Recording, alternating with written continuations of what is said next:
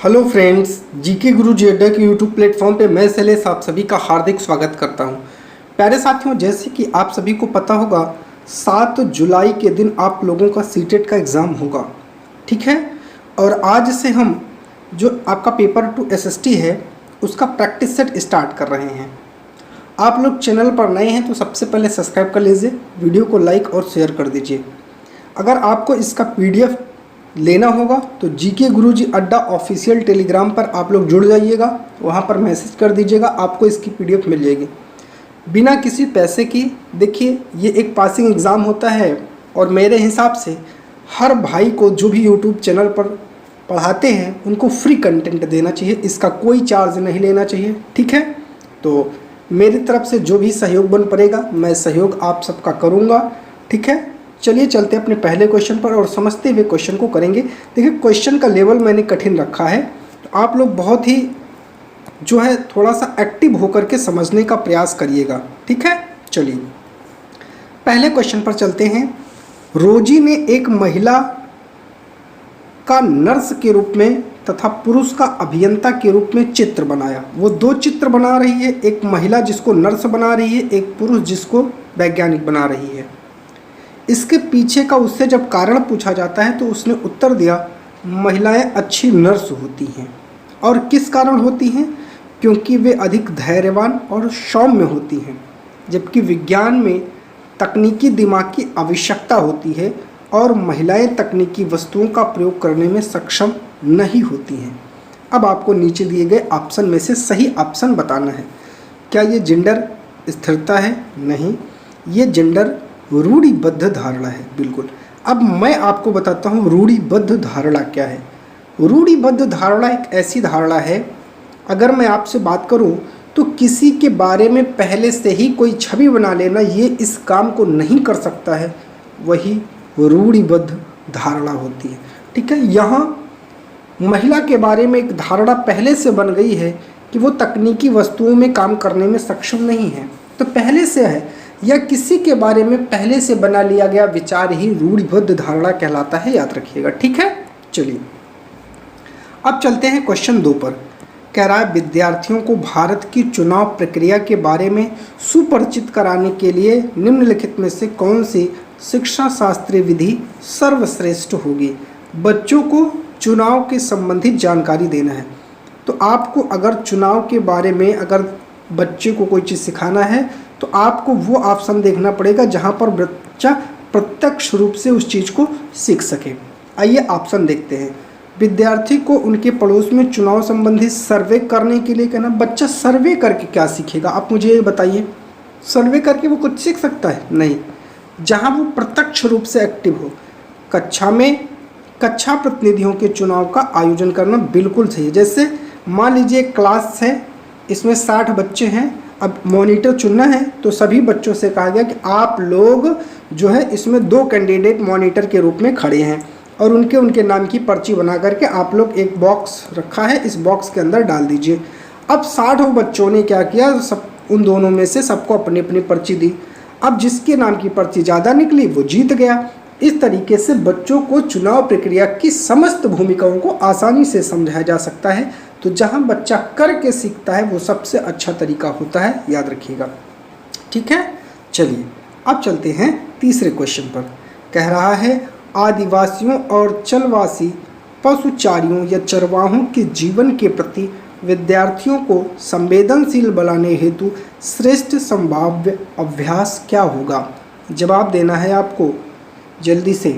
क्या होगा इसका राइट जवाब आप लोग दीजिए। देखिए, बकरवालों पर चलचित्र अथवा वृत्तचित्र दिखाना, व्याख्यान एवं सेमिनार, ये तो बिल्कुल गलत है। छोटे बच्चों को व्याख्यान से कोई मतलब नहीं है। आदिवासियों और चलवासी पशुचारियों के समूह पर चर्चा करना ये भी गलत है। और पाठ्य पुस्तक पठन ये तो करना ही करना है। तो इसमें अब आप सही तरीका आपका हो जाएगा, उनको बकरवालों पर चलचित्र अथवा वृत्तचित्र दिखाना, यही आपका राइट जवाब हो जाएगा, यही पॉजिटिव आंसर हो जाएगा। चौथा क्वेश्चन कह रहा है कि निम्नलिखित मूल्यांकन संबंधी प्रश्न पर विचार कीजिए। लोकतंत्र में लोग किन किन तरीकों से भागीदारी कर सकते हैं? विद्यार्थियों द्वारा दिए गए कुछ उत्तरों को नीचे दिया गया है। कौन सा उत्तर विद्यार्थियों के प्रश्न को समझने और एक समावेशी विषय अनुकूलन का उत्तर देने की क्षमता को प्रदर्शित करता है? आपको विभिन्न उत्तरों में से सही उत्तर का जवाब देना है। बताइए इसका राइट जवाब क्या होगा चौथे का। ठीक है, लोकतंत्र से संबंधित है, आपको इसका राइट जवाब देना है। कह रहा है लोकतंत्र सरकार के संचालन को प्रभावित करने अथवा कुछ मुख्य तत्व जन भागीदारी, संघर्ष का समाधान, समानता व न्याय के प्रति प्रतिबद्धता। क्या पहला वाला राइट जवाब होगा इसका? बताइए। तो हम कहेंगे नहीं। मतदान, धरना, रैली, सामाजिक आंदोलन। ठीक है, आगे देखते हैं। चुनाव में मतदान द्वारा, केवल मतदान द्वारा नहीं। लोकतंत्र में लोग चुनाव में मतदान द्वारा भागीदारी करते हैं। सभी सरकारें एक निर्धारित समय के लिए चुनी जाती हैं। भारत में यह अवधि 5 वर्ष की है। इससे भी हमारे इस प्रश्न का सूटेबल आंसर नहीं मिलेगा। हमारे प्रश्न का सूटेबल आंसर है 2, मतदान, धरना, रैली और सामाजिक आंदोलन के द्वारा हम लोकतंत्र में भागीदारी कर सकते हैं। आपसे पूछा है लोकतंत्र में लोग किन किन तरीकों से भागीदारी कर सकते हैं, तो मतदान दे करके कर सकते हैं, धरना दे करके कर सकते हैं, रैली निकाल करके कर सकते हैं और सामाजिक आंदोलन के द्वारा कर सकते हैं। सबसे ज़्यादा सूटेबल आंसर आपका यही होगा। चलिए अब चलते हैं क्वेश्चन नंबर 5 पर। कह रहा है निम्नलिखित मूल्यांकन संबंधी प्रश्न पर आपको विचार करना है और इसका राइट जवाब देना है, क्या होगा। तो चलिए 5वें नंबर पर चलते हैं और 5वें का राइट जवाब देखते हैं क्या होगा। कह रहा है साप्ताहिक बाजार और शॉपिंग मॉल में क्या अंतर है। विद्यार्थियों द्वारा लिखे कुछ उत्तर नीचे दिए गए हैं। किस उत्तर में विद्यार्थी अपनी तुलना या अंतर कर पाने की क्षमता का प्रदर्शन करने में असफल दिखता है? मतलब 3 में सफल होगा, 1 में असफल होगा। उसी आंसर को आपको जवाब में देना है। तो जो सही होगा वो गलत हो जाएगा। साप्ताहिक बाजार में बिकने वाले सामान सस्ती दरों पर खरीदे जा सकते हैं, बिल्कुल सही है। जबकि शॉपिंग मॉल में बिकने वाले सामान को केवल कुछ लोग ही वहन कर सकते हैं, बिल्कुल सही। और मैंने बताया ना असफल की बात किया है, तो जो सही है वो गलत हो जाएगा, ये गलत हो जाएगा। साप्ताहिक बाजार में स्थायी दुकानें नहीं होती हैं, जबकि शॉपिंग मॉल में दुकानें लंबे समय तक रहते हैं, ये भी सही है, तो ये भी गलत हो जाएगा। चलिए आगे चलते हैं। कह रहा है साप्ताहिक बाजार ग्रामीण व शहरी दोनों क्षेत्रों में लगते हैं, जबकि शॉपिंग मॉल प्रायः शहरी क्षेत्रों में लगते हैं, ये भी सही है, ये भी गलत हो जाएगा। तो बचा है 4, ये आपका सही होगा। अब आइए देख लेते क्या है। साप्ताहिक बाजार वैसे बाजार हैं जो सप्ताह में किसी दिन लगते हैं, जबकि शॉपिंग मॉल बहुमंजिला इमारतें होती हैं जिनमें भिन्न मंजिलों पर जो है दुकानें होती हैं। तो यही आपका राइट जवाब हो जाएगा। ठीक है, चलिए। तो आपसे क्वेश्चन क्या पूछा था, आपसे जो क्वेश्चन पूछा था समझ में आया ना कि साप्ताहिक बाजार और शॉपिंग मॉल में अंतर क्या है। ठीक है, और नीचे कहा था कि विद्यार्थियों ने कुछ उत्तर दिए हैं और किस उत्तर में विद्यार्थी अपनी तुलना या अंतर कर पाने की क्षमता का प्रदर्शन करने में असफल दिखता है, तो इसी में वो असफल दिख रहा है। याद रखिएगा, चौथा इसका राइट जवाब हो जाएगा। चलिए अब चलते हैं 6वें क्वेश्चन पर। 6वां क्वेश्चन कह रहा है कि कक्षा 6 के कुछ विद्यार्थी प्रश्न करते हैं, यदि पृथ्वी ठीक है सपाट नहीं है तो मानचित्र कैसे सब कुछ सपाट दिखाते हैं। इस प्रश्न को संबोधित करने का सर्वश्रेष्ठ मार्ग क्या है, इसका आपको राइट जवाब देना है। तो बताइए 6वें का राइट जवाब क्या होगा, बताइए जल्दी से। सजीवता के साथ यह दिखाना कि कैसे मानचित्र और ग्लोब हमारी पृथ्वी में चलते हैं, बिल्कुल पहला ही आपका राइट जवाब हो जाएगा। ठीक है, अब आगे आपको जाना ही नहीं पड़ेगा। 7वें पर चलते हैं। कह रहा है निम्नलिखित कथनों को पढ़िए और सही विकल्प का चयन कीजिए। तो 7वें का आपको राइट जवाब देना है। कह रहा है सामाजिक विज्ञान का कला के साथ परस्पर दृढ़ संबंध है, बिल्कुल सही है, इसमें कोई गलती नहीं है। चित्रकलाएं, मूर्तिकलाएं, प्रागैतिहासिक शिल्पकृतियाँ इत्यादि सामाजिक विज्ञान की कई शाखाओं के साक्ष्य या प्रमाण को निरूपित करते हैं, बिल्कुल सही है। तो ए और आर दोनों सही हैं तथा आर ए की सही व्याख्या करता है। आपका पहला राइट जवाब हो जाएगा। आगे ऑप्शन पर आपको जाना ही नहीं है। 8वें पर चलते हैं। कह रहा है निम्नलिखित कथनों को पढ़िए और सही विकल्प का चयन कीजिए। 8वें का आपको राइट जवाब देना है। कह रहा है कि ए सामाजिक विज्ञान की प्रकृति साक्ष्य आधारित आनुभविक और सत्यापनीय है, बिल्कुल सही है। इसका अध्ययन प्रायः एकल घटना के बहुल व्याख्यान की ओर ले जाता है, बिल्कुल सही है। तो आपका चौथा राइट जवाब हो जाएगा, ए और बी दोनों आपके सही हैं। चलिए क्वेश्चन नंबर 9 पर चलते हैं। 9 आपका कूट से संबंधित है। पहले इसको पढ़िए। मध्यकाल में दिल्ली के शासकों के संदर्भ में निम्नलिखित मिलान कीजिए और सही विकल्प का आपको चुनाव करना है।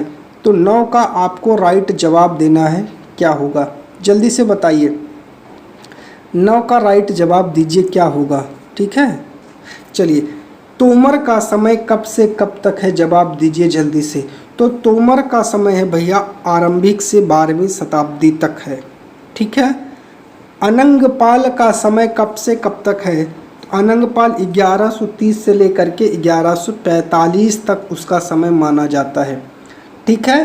पृथ्वीराज चौहान का समय कब से कब तक माना जाता है, तो पृथ्वीराज जो चौहान है आपका, चौहान जो पृथ्वीराज चौहान है उसका समय कब से कब तक माना जाता है। तो पृथ्वीराज चौहान लगा लेंगे तो चौहान आपको आ जाएगा, जल्दी से बताइए। पृथ्वीराज चौहान, तो पृथ्वीराज चौहान 1175 से 1192, तो चौहान का 1165 से 1192 हो जाएगा। तो बना क्या, हमने देखा जो हमारा उत्तर बन रहा है वो बन रहा है 3 4 2 1, 3 4 2 1। आइए देखते हैं 3 4 2 1 किस में है। तो 3 4 2 1, 3 4 2 1 आपका दूसरे में है, दूसरा आपका राइट जवाब हो जाएगा। चलिए अगले क्वेश्चन पर।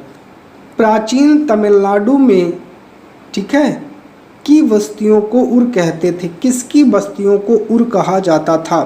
10वें का आपको राइट जवाब देना है।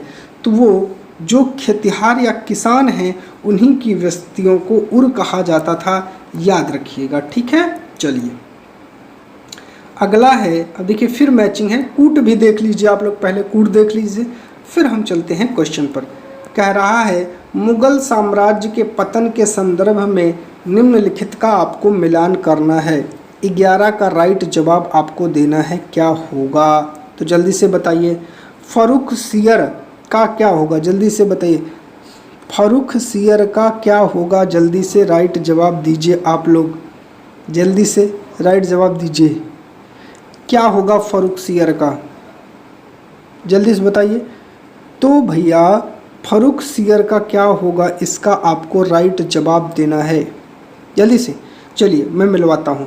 फर्रुखसियर का क्या हो जाएगा, तो फर्रुखसियर का आपका हो जाएगा 1713 से 1719। शाह आलम द्वितीय का क्या हो जाएगा 1759 से 1816। अहमद शाह का क्या हो जाएगा, तो अहमद शाह का हो जाएगा आपका 1748 से 1754। और फिर जो है आपका आलमगीर द्वितीय का हो जाएगा, जो बचा है 1754 से 1759, ठीक है। चलिए तो इसका राइट जवाब 11 का क्या होगा, आप लोग जल्दी से बताइए। तो 11 का राइट जवाब क्या बनेगा, 2 1, ठीक है, 2 1 4 3, 2 1 4 3। चलिए देखते हैं, 2 1 4 3, 2 1 4 3, ये 3 होगा, तो ये आपका तीसरा राइट जवाब हो जाएगा। चलिए, उत्तराधिकार की सहदायत प्रथा का क्या अर्थ है, आपको राइट जवाब देना है। तो सहदायत प्रथा का क्या अर्थ है बताइए। तो इसका राइट सा जवाब होता है सभी पुत्रों के बीच में अपनी विरासत का विभाजन कर देना, यही सहदायत प्रथा कहलाती थी। मराठी में लिखे भक्ति गीतों को किस नाम से जाना जाता है, तो अभंगम के नाम से उनको जाना जाता है, याद रखिएगा, ठीक है। चलिए 14 कह रहा है मौजूदा महाराष्ट्र में रहे संतों के बारे में कथनों को पढ़िए और उपर्युक्त विकल्प का चुनाव आपको करके बताना है सही आंसर। 13वीं से 17वीं शताब्दी में हुए कवि संतों ने सभी प्रकार के कर्मकांडों और जन्म आधारित अंतरों का विरोध किया, बिल्कुल सही। इन कवि संतों ने रोजी रोटी कमाने और विनम्रतापूर्वक जरूरतमंद साथी व्यक्तियों की सेवा करते हुए जीवन बिताने को अधिक पसंद किया। बी भी आपका सही है। तो ए और बी दोनों आपके सही हैं। ऑप्शन देखते हैं तो पहला वाला ही आपका राइट जवाब हो जाएगा। चलिए 15 नंबर पर चलते हैं। कह रहा है निम्नलिखित में से कौन सा शब्द मध्य प्रदेश में घुमंतू खेती के लिए इस्तेमाल किया जाता है? तो जल्दी से बताइए इसका राइट जवाब क्या होगा? तो वो होगा आपका बेवड़। क्या होगा? बेवड़ होगा। ठीक है, चलिए चलते हैं क्वेश्चन नंबर 16 पर। 16 क्या कह रहा है देखते हैं। 16 कह रहा है कि 19वीं शताब्दी के आरंभ में सामाजिक परिवर्तन के संदर्भ में ए और बी कथन को पढ़ें और सही विकल्प का चुनाव करें। चलिए 19वीं सदी के शुरुआत से ही हमें सामाजिक रीति रिवाजों और मूल्य मान्यताओं से संबंधित बहस, मुबाहिसे और चर्चाओं का स्वरूप बदलता दिखाई देता है। ठीक है, तो बिल्कुल सही है। इसकी एक अहम वजह यह थी कि संचार के नए तरीकों जैसे किताबों, अखबारों, पत्रिकाओं, पर्चे छपना आदि का विकास हो रहा था। ये भी सही है। दोनों ए और बी सही है और बी ए की व्याख्या भी करता है। तो पहला आपका राइट जवाब हो जाएगा। चलिए 17 पर चलते हैं और इसका राइट जवाब देखते हैं क्या होगा। चलिए जल्दी से 17 नंबर को पढ़ते हैं और 17 नंबर का राइट जवाब देखते हैं क्या होगा। डॉक्टर भीमराव अंबेडकर ने बचपन में रोजमर्रा की जिंदगी में जातिगत पक्षपात झेला था। बिल्कुल सही है। डॉक्टर भीमराव अंबेडकर के पिता एक सैनिक स्कूल में पढ़ाते थे। तो बताइए क्या ये कथन सही है? इनके पिता एक सैनिक स्कूल में पढ़ाते थे। बिल्कुल सही है। डॉक्टर भीमराव अंबेडकर के पिता एक सैनिक स्कूल में पढ़ाते थे।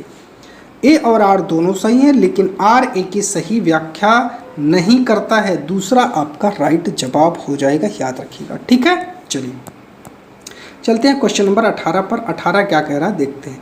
कह रहा है ए और आर को पढ़िए और उसके बाद आप राइट जवाब दीजिए। कह रहा है कि ई.वी. रामास्वामी ने भूतपूर्व मद्रास प्रेसिडेंसी में स्वाभिमान आंदोलन शुरू किया था। बिल्कुल सही है। उन्होंने ऐसा लोगों को समाज में जातिगत भेदभाव के खिलाफ संघर्ष कराने के लिए किया। ये भी सही है।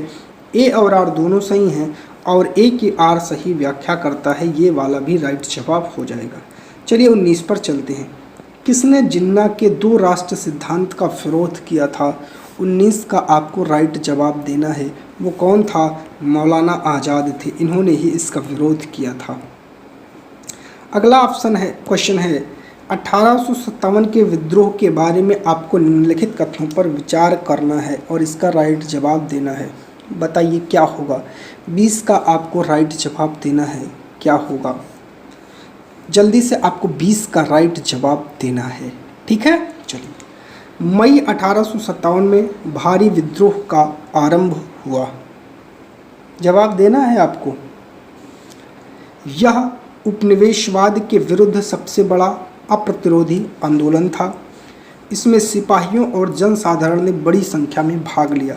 कौन सा कथन सही नहीं है? अब देखिएगा, पहले ही मत लगाइएगा, पहले पढ़ लीजिएगा। पूछा सही नहीं है तो मई 1857 में विद्रोह का आरंभ हुआ, ये तो सही है, तो ये गलत हो जाएगा।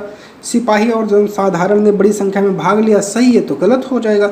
यह उपनिवेशवाद के विरुद्ध सबसे बड़ा अप्रतिरोधी आंदोलन था। ये दूसरा आपका राइट जवाब हो जाएगा। तो इसका राइट आंसर होगा दूसरा वाला, केवल 2।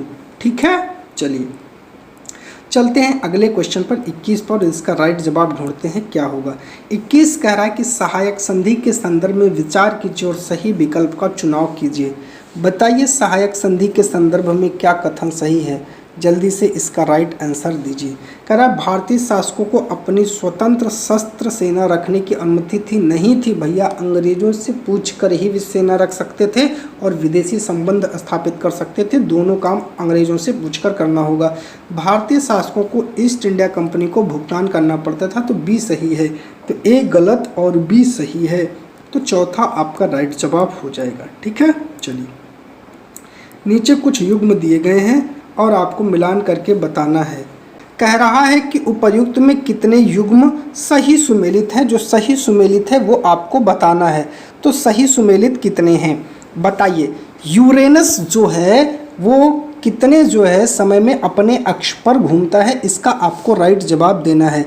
तो जो यूरेनस है भैया वो अपने अक्ष पर 17 घंटे 14 मिनट में घूम जाता है, ये सही है। ठीक है, जो गलत है वही आपको बताना है। और अगर आपसे पूछे ये सूर्य के चारों ओर, तो 84 साल में ये सूर्य के चारों ओर घूमता है, ये भी आपको याद रखना है। नेपच्यून अपने अक्ष पर 16 घंटे 7 मिनट में घूम जाता है, जबकि सूर्य के चारों ओर पूछ ले तो ये 164 साल में घूमता है, याद रखिएगा। ठीक है, चलिए शनि के बारे में पूछ रहा है, तो शनि कितने समय में घूमता है? ये घूमता है अपने चारों ओर जो है 10 घंटे 40 मिनट में अपने अक्ष पर घूम लेता है। तो ये 25 घंटे नहीं होगा, ये 10 घंटे होगा, याद रखिएगा। तो ये दो सही सुमेलित है, ये वाला गलत सुमेलित है। इसका सही जवाब होगा 10 घंटे 40 मिनट। और अगर पूछे ये सूर्य के चारों ओर, तो ये सूर्य के चारों ओर 29 साल और 5 महीने में ये सूर्य के चारों ओर घूमता है, याद रखिएगा। और मंगल के बारे में अगर आपसे पूछा जाए तो मंगल जो है अपने अक्ष पर जो घूमता है वो 9 घंटे में नहीं 1 दिन में घूमता है, याद रखिएगा। या 24 घंटे आप कह सकते, 1 दिन लेगा वो घूमने में। और सूर्य के चारों ओर 687 दिन लेता है, याद रखिएगा। मंगल सूर्य के चारों ओर 687 दिन लेता है, तो ये भी गलत है। केवल 2 आपके सही जो हैं युग्म सुमेलित हैं, तो आपका राइट जवाब हो जाएगा केवल 2। ठीक है, ये 2 वाला आपका राइट जवाब हो जाएगा, याद रखिएगा प्यारे साथियों। ठीक है, अब हम लोग चलते हैं अपने अगले क्वेश्चन पर और देखते हैं अगले क्वेश्चन का राइट जवाब क्या होगा। ठीक है, यहाँ कोई दिक्कत हो तो आप लोग कमेंट कर दीजिएगा। ठीक है, चलिए चलते हैं अगले क्वेश्चन पर। 23 क्या कह रहा है देखते हैं। कह रहा है अंतर्राष्ट्रीय तिथि रेखा के बारे में कौन सा कथन सही है? आपको जवाब देना है कौन सा कथन सही है। अंतर्राष्ट्रीय तिथि रेखा एक सीधी रेखा है जो उत्तरी ध्रुव को दक्षिणी ध्रुव से जोड़ती है। ठीक है, गलत। अंतर्राष्ट्रीय तिथि रेखा केवल जलीय भाग से होकर के गुजरती है, तो ये दूसरा आपका राइट जवाब हो जाएगा, याद रखिएगा, यही सही है। ठीक है, चलिए कह रहा है ए और आर को पढ़िए और आप इसका सही जवाब दीजिए। 24 का राइट जवाब क्या होगा? कह रहा है कि क्वेश्चन को पहले और देख लेते हैं। अपने स्थान से ध्रुव तारे का कोण मापकर आप अपने स्थान का अक्षांश जान सकते हैं, बिल्कुल सही है, इसमें कोई दिक्कत नहीं है। विषुवत वृत्त से दोनों तरफ ध्रुवों की बीच की दूरी पृथ्वी के चारों ओर के वृत्त का 1/4 है, ये भी सही है। तो ए और आर दोनों सही है, लेकिन आर जो है वो ए की सही व्याख्या नहीं करता है, तो दूसरा आपका राइट जवाब हो जाएगा, याद रखिएगा। 25 पर चलते हैं। कह रहा है जब हम एक भारतीय शहर से जापान की जो राजधानी टोक्यो है, जो 130 डिग्री 45 मिनट पूर्व की ओर यात्रा करते हैं, तब हम कितने घंटे अर्जित करेंगे या गंवाएंगे? शहर तक पहुंचने के लिए लगने वाले आवश्यक समय को हम नज़रअंदाज कर दें, तो 25 का राइट जवाब क्या होगा? ये हो जाएगा भैया लगभग 4 घंटे। कितना? लगभग 4 घंटे हो जाएगा। ठीक है, चलिए। और वो 4 घंटे अर्जित नहीं करेंगे आप, 4 घंटे आप गंवाएंगे, उसको क्या करेंगे? गंवाएंगे। ठीक है, चलिए आगे चलते हैं।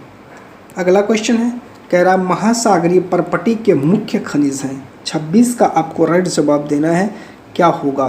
तो जल्दी से बताइए, 26 का राइट जवाब दीजिए। कौन कौन से महासागरीय परपटी के मुख्य खनिज हैं? तो आपका मैग्नीशियम है और सिलिका है, एल्युमिनियम और निकेल नहीं है, तो ए और सी आपका राइट जवाब हो जाएगा। तो ए और सी कहाँ है?